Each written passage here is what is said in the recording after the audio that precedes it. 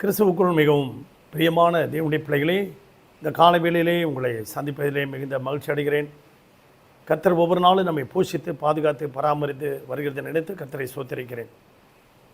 இந்த நாளிலும் கூட தியானத்துக்கு எடுத்துக்கொண்ட வேத வசனம் 1 கொரிந்தியர் 1 அதிகாரம் 27 வசனம் 28 வசனம். ஞானிகளை வெட்கப்படுத்தும்படி தேவன் உலகத்தில் பைத்தியமானவைகளை தெரிந்து கொண்டார். பலமுள்ளவைகளை வெட்கப்படுத்தும்படி தேவன் உலகத்தில் பலவீனமானவர்களை தெரிந்து கொண்டார். உள்ளவைகளை அவமாக்கும்படி உலகத்தின் இழிவானவைகளையும் அற்பமாய் எண்ணப்பட்டவைகளையும் இல்லாதவைகளையும் தேவன் தெரிந்து கொண்டார். அற்பமான காரியங்களை, அற்பமானவர்களை தேவன் தெரிந்து கொண்டார். உள்ளதை அவமாக்கும்படி அற்பமாய் எண்ணப்பட்டவர்களை தேவன் தெரிந்து கொண்டார். பலமுள்ளவர்களை வெட்கப்படுத்தும்படி பலவீனமானவர்களை தேவன் தெரிந்து கொண்டார். உங்களையும் என்னையும் தெரிந்து கொண்ட ஒரு நோக்கம், இந்த உலகத்தில் பிறரால் அநேகர் அற்பமாய் எண்ணப்படுகிறார்கள், கேவலமாக எண்ணப்படுகிறார்கள், புறக்கணிக்கப்படுகிறார்கள், ஒதுக்கப்படுகிறார்கள். தாவீது சொல்கிறான், நான் சிறுமையும் எளிமையுமானவன் என்று சொல்லுகிறான். சிறுமை என்றால் அருமையான தேவனுடைய பிள்ளைகளை வீட்டிலிருந்து எல்லாருமே அவர்களை புறக்கணிச்சிருவாங்க. அப்படியாக ஆதியாகமத்தின் புத்தகம் 29 அதிகாரத்திலே ஒரு சகோதரியை நாம் பார்க்கிறோம். லேயாள் 31 வசனம். அற்பமாய் எண்ணப்பட்டாள் என்று கர்த்தர் கண்டு அவள் கர்ப்பத்தரிக்கும்படி தேவன் செய்தார். ராக்கேலோ மலடியாக இருந்தாள். ஆனால் ராக்கேலை பாருங்கள், யாக்கோபு 30 வசனத்தில் யாக்கோபு ராக்கேலையும் சேர்ந்தான். லேயாளை பார்க்கிலும் ராக்கேலை அவன் அதிகமாய் நேசித்து பின்னும் 7 வருஷம் அவரிடத்திலே சேவித்தான்.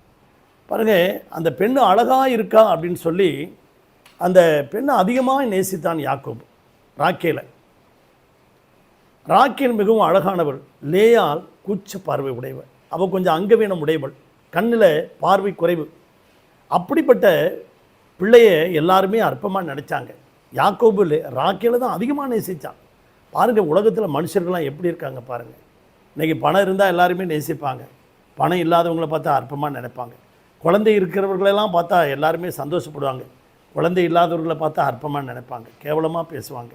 அப்படிப்பட்டவர்களை தேவன் மகிமைப்படுத்துகிறத காரியத்தை பாருங்கள். ஒவ்வொரு காரியத்திலும் பார்த்தீங்கன்னா ஆண்டவர் ஒன்னொன்னுலையுமே சொல்லி, கர்ப்பவதியாகி ஒரு குமாரனை பெற்று அவளுக்கு ரூபன் என்று பெயரிட்டாள் முதல் குழந்தைக்கு. அடுத்தது பாருங்கள், அவள் கர்ப்பவதியாகி அருமையான தேவனுடைய பிள்ளைகளே அவர் குமாரனை பெற்றான், லேவி என்று பெயரிட்டாள். அடுத்தது மறுபடியும் அவள் கர்ப்பவதியாகி ஒரு குமாரனை பெற்று இப்பொழுது கர்த்தரை துதிப்பேன் என்று சொல்லி அவனுக்கு யூதா என்று பெயரிட்டான்.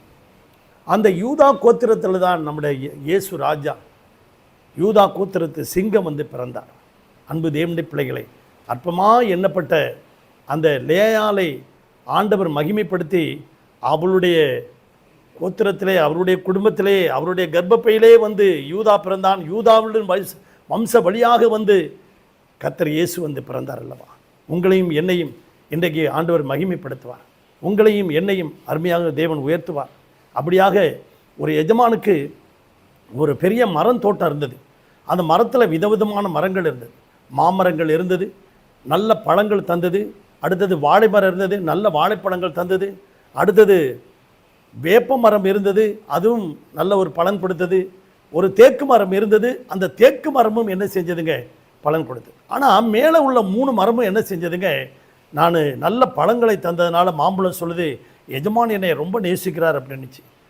அடுத்தது வாழைப்பழம் சொன்னது, நான் எல்லாத்துலேயும் பிரயோஜனமாக இருக்கேன், என்னை பாருங்கள், பழம், அந்த வாழை இலை, தண்டு, அந்த குருத்து, அந்த மட்டை தண்டு எல்லாமே பார்த்திங்கன்னா வாழைப்பூ, கல்யாணத்துக்கு என்னை தான் பயன்படுத்துகிறாங்கன்னு சொல்லி பெருமை பாராட்டினது. ஆனால் வேப்பமரம் என்ன சொன்னிச்சு, நான் எல்லாத்துக்கும் மருந்து வகைகளுக்கு பயன்படுத்துவேன்னு சொல்லுது. ஒரு நாள் சரியான மழை வந்தது.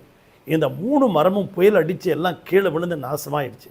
தேக்கு மரம் மட்டும் சாங்கான்னு நின்னது. அந்த தேக்கு மரத்தை எல்லாம் அற்பமாக நினச்சாங்க. இந்த 3 மரமும் அற்பமாக நினச்சது. நீ ஒன்றுமே பலன் கொடுக்காமல், பூ பூக்காமல், காய் காய்க்காமல், ஒன்றும் பிரயோஜனம் இல்லாமல் இருக்கிறியே அப்படின்னு எல்லாம் கேவலமாக நினச்சது. ஆனால் எல்லாமே தண்ணீரில் அடிச்சுட்டு போயிடுச்சு. அந்த 3 மரமும் சொன்னது, இந்த நீ தான் இப்போ நான் இன்றைக்கி ஸ்ட்ராங்காக நிற்கிற, நாங்களாம் அழிஞ்சு போயிட்டோம் அப்படின்னு சொன்னது. ஆம்பிரியமான தேவனுடைய பிள்ளைகளை, தேக்கு மரம் வளர்வதற்கு 5 வருடங்கள் ஆகும், பல வருடங்கள் ஆகும். வளர்ந்து அது பலன் கொடுத்தது போல் தேக்கு மரத்தில் தான் கதவு, ஜன்னல், வீடு எல்லாமே நம்ம கட்டுறோம். ஆண்டவர் உங்களை எல்லாரையும் ஆசீர்வதிப்பார். உங்களுக்காக ஜெபிக்கட்டுமா? பரலோகத்தில் இருக்க எங்கள் பிதாவே, இந்த சத்தத்தை கேட்டுக்கொண்டிருக்க ஒவ்வொரு பிள்ளைகளையும் ஆசீர்வதிங்க, ஒவ்வொரு குடும்பத்தையும் ஆசீர்வதிங்க. இன்றைக்கி அநேகரை அற்பமாக எண்ணுகிற பிள்ளைகளெல்லாம் கர்த்தர் லேயாளை உயர்ந்த அடைக்கலத்தில் வைத்த தேவன் ஆண்டவரே, அதே போல் இந்த பிள்ளைகள் எல்லாரும் உயர்ந்த அடைக்கலத்தில் வைத்து அவர்களை ஆசீர்வதிக்கும்படியாக ஜெபிக்கிறோம். குடும்பங்களை வேலியெடுத்து பாதுகாத்துக்கொள்ளும், தேவைகளெல்லாம் சந்தி. இயேசுவின் நாமத்தில் பிதாவே, amen. God bless you. Thank you.